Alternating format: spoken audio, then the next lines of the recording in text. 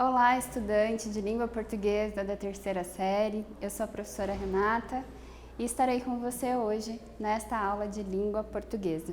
Vamos aos objetivos da aula? Acompanhe comigo. Objetivos: conhecer o romance O 15, de Raquel de Queiroz, compreendendo as condições de produção da obra.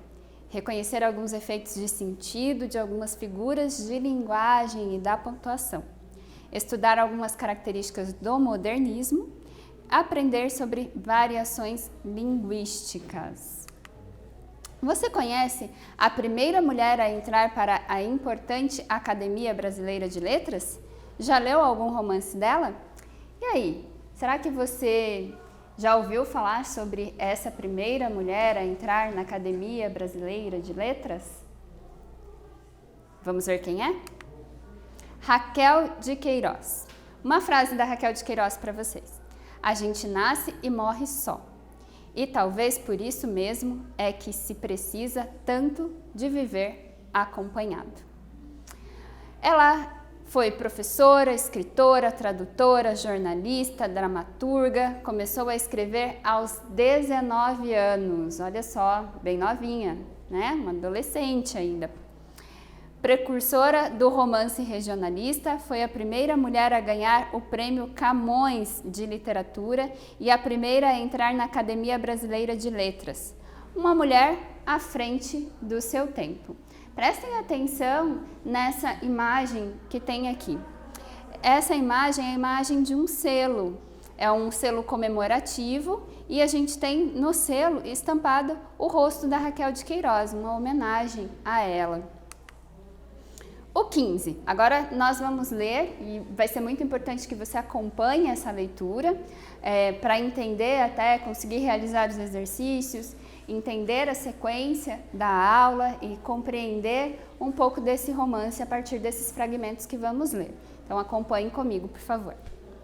O 15, capítulo 1, página 11. Depois de se benzer e de beijar 2 vezes a medalhinha de São José, Dona Inácia concluiu: dignai-vos ouvir nossas súplicas, ó castíssimo esposo da Virgem Maria, e alcançai o que rogamos. Amém. Vendo a avó sair do quarto do santuário, Conceição, que fazia as tranças sentada numa rede ao canto da sala, interpelou-a. E nem chove, hein, mãe Nácia? Já chegou o fim do mês, nem por você fazer tanta novena. Já no início do romance, encontramos um contraste na linguagem utilizada. Então, a gente tinha ali uma oração, alguém fazendo uma oração usando um tipo de linguagem. Em seguida, o interlocutor ali, alguém que conversa com essa pessoa que estava fazendo essa oração, conversa com ela, fala alguma coisa. Vocês percebem a diferença entre o momento da oração, a fala ali, enquanto se estava orando, e a fala quando se estão conversando? Vamos ver. Dona Inácia, fazendeira em Logradouro, Ceará, é a avó de Conceição, professora na capital, que defende ideias como igualdade e liberdade. O romance começa com a conversa entre as duas sobre a seca. O discurso direto, a linguagem simples, breve, com períodos curtos, é marca constitutiva deste romance. E aí a gente vai falar um pouco mais a respeito disso ao longo da aula, sobre essa questão da linguagem simples, breve, feita com períodos curtos, né? Produzida a partir de períodos curtos. Primeira atividade. A partir da sua leitura do trecho, analise a linguagem. A. No trecho entre aspas, como você classificaria a linguagem utilizada? B. Na fala de Conceição, o que é possível perceber quanto ao uso da língua? Então, a gente tem aqui aquele trecho para o qual eu chamei a atenção de vocês. Então, a gente tem entre aspas, dignai-vos ouvir nossas súplicas, ó castíssimo esposo da Virgem Maria, e alcançai o que rogamos. Amém. Em seguida, a gente tem aqui a introdução da fala por travessão. E nem chove, hein, mãe Nácia? Já chegou o fim do mês, nem por você fazer tanta novena. Vou dar um tempo então para você responder as questões A e B e a gente já volta.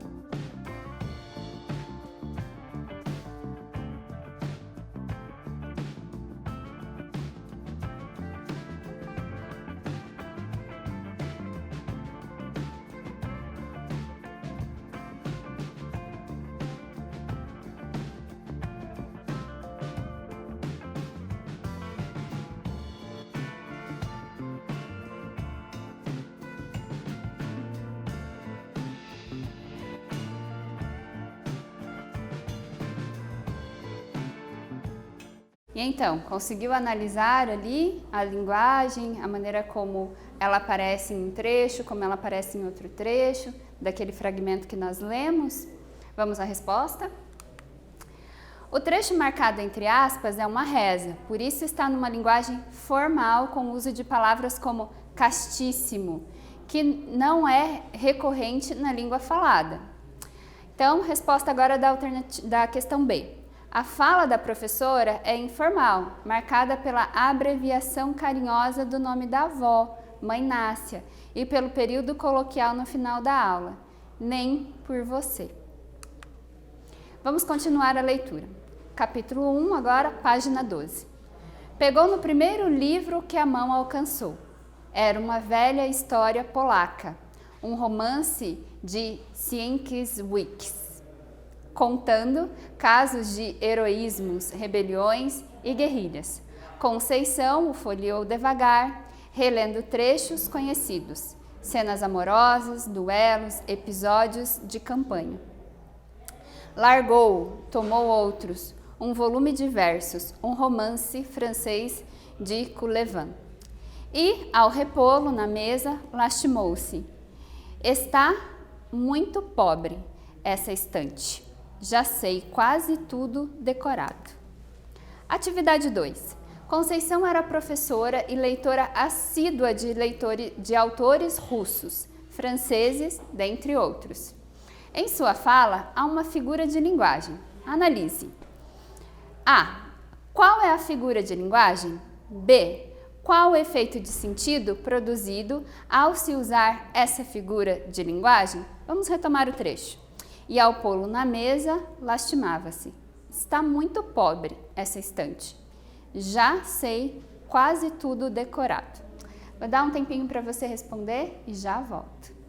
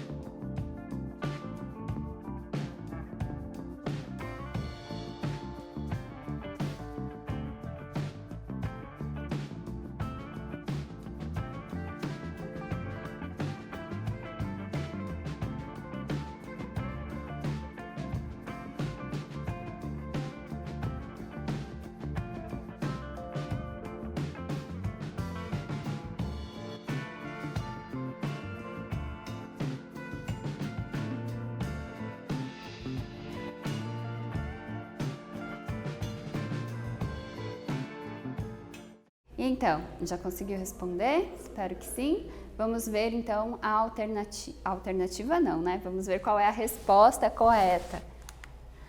É a metáfora da pobreza da estante. E, para a questão 2, ao colocar a estante da fazenda como pobre, a personagem demonstra o jogo de forças presente em todo o romance entre campo e cidade. A cidade é significada como um lugar do saber, da escola, da sua formação. Já por sua vez, o campo seria o lugar da seca, da fome e do atraso. Sabemos que essa é uma relação imaginária e que coloca em discussão o acesso ao conhecimento. Vamos ler mais um fragmento então, tá? De um outro núcleo do romance. Agora página 51. Chegou a desolação da primeira fome, vinha seca e trágica, surgindo no fundo sujo dos sacos vazios, na descarnada nudez das latas raspadas. Horas depois, os meninos gemiam. Mãe, tô com fome de novo. Vai dormir, Jânio. Parece que tá espritado. Soca um quarto de rapadura no bucho e ainda fala em fome. Vai dormir. E Cordulina deu o exemplo. Retirantes da seca do Nordeste. Então, esse trecho que nós acabamos de ler é um trecho que vai para um outro núcleo ali da obra. Esse núcleo, ele está onde? Ele está sobrevivendo num lugar de seca, no campo, tá? Então, aqui a gente tem uma imagem que ilustra as pessoas, e aqui a gente tem a foto dos retirantes, ou seja, dessas pessoas que estão ali tentando sair desse lugar de seca no Nordeste.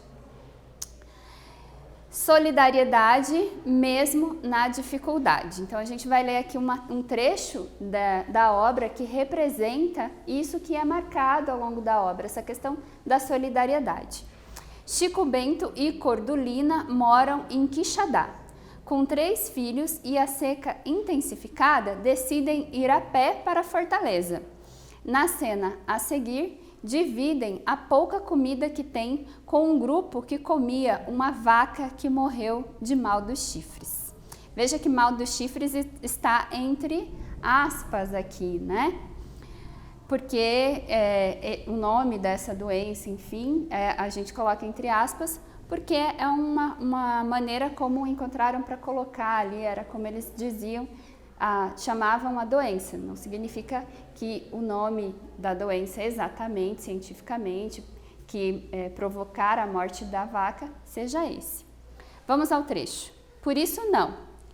Aí, nas cargas, eu tenho um resto de criação salgada que dá para nós. Rebolem essa porqueira para os urubus, que já é deles. Eu vou lá deixar um cristão comer bicho podre de mal, tendo um bocado no meu surrão? Realmente, a vaca fedia por causa da doença. Atividade 3.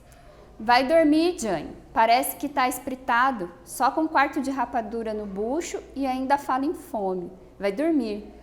Por isso não. Aí nas cargas eu tenho um resto de criação salgada que dá para nós. Rebolem essa porqueira para os urubus, que já é deles. Então, a gente tem aqui a leitura de 2 passagens, de 2 falas diferentes.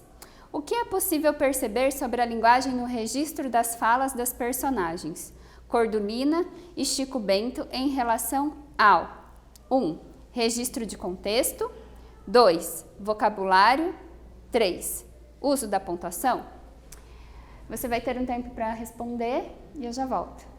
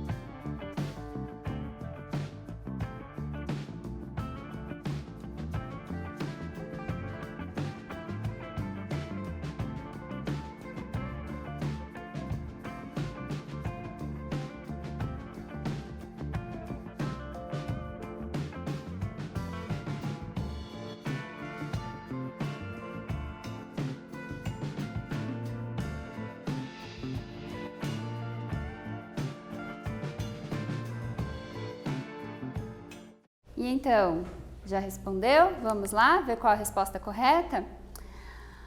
Com relação a 1, registro de contexto, percebe-se que é coloquial e adequada à realidade dos personagens. Então, a gente tem uma fala adequada à realidade deles.